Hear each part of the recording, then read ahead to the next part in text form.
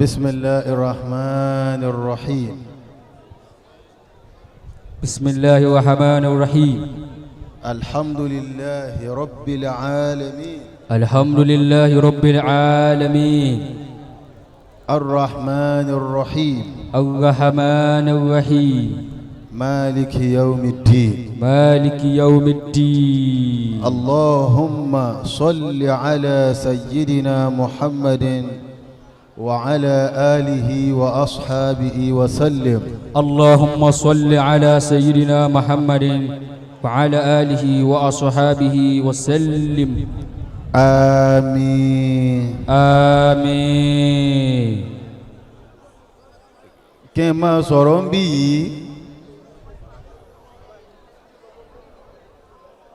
kò sínú kò gbọdọ̀ má sọ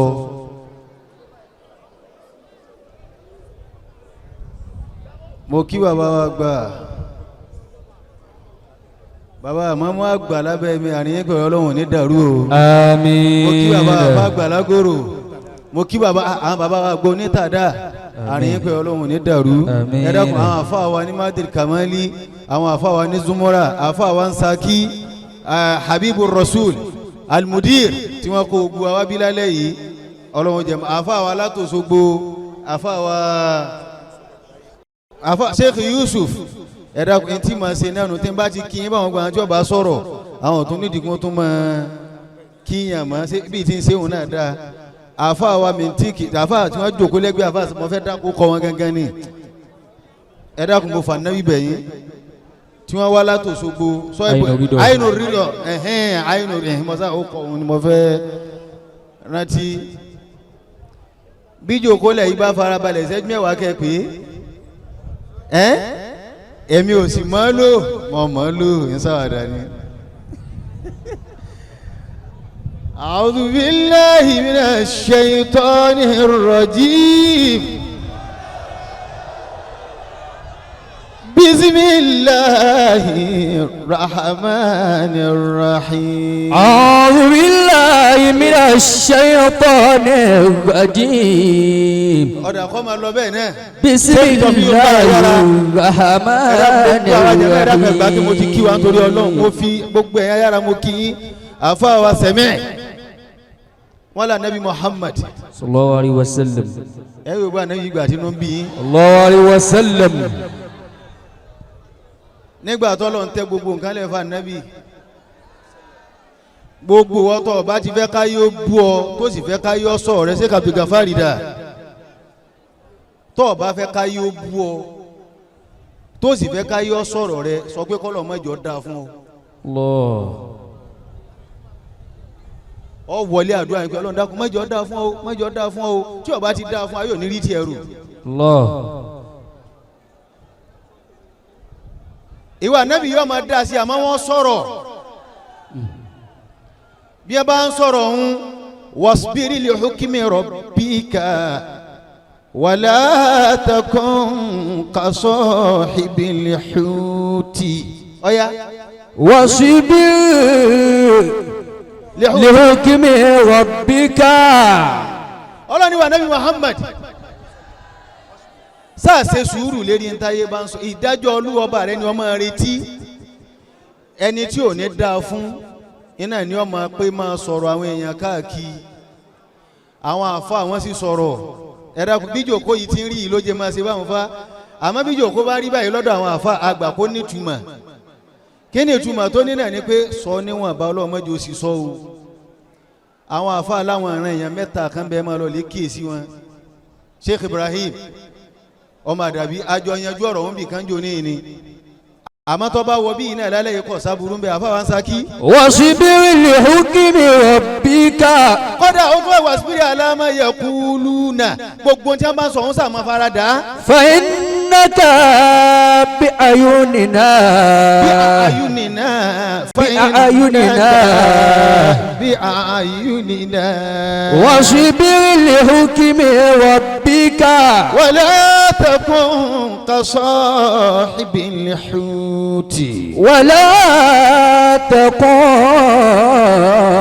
كصاحب الأوت. Sheikh Abdul Ghaffar àwọn àfáàní àlọ́ ìwádìí èèyàn mẹ́ta ìrìn èèyàn mẹ́ta ń bẹ wọn ò ní síra rí bí gbogbo ayé bá ń ṣàdúrà fún wọn tí wọn bá jáwọ́ níbi ìṣesí wọn wọn ò ní síra rí ẹni àkọ́kọ́ wọn rà fóun ni àmọ́ àwọn méjì wọn fọwọ́ ara wọn rà á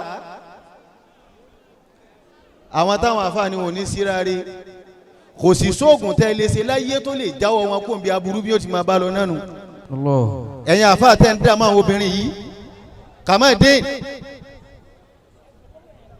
Sheikh Abdul Gafar àwọn àfáà ní àkọ́kọ́ ẹni tí ò ní sinmi láyé tí ó sì ní síra dáadáa òun ni qillatul asil gbogbo ẹni tí wọn bá bíire kò ní sinmi torí tí bá ń rẹ́ni tó bá dáa fún àyè bíire tí wọn ò bíire òun kò ní jọ gbà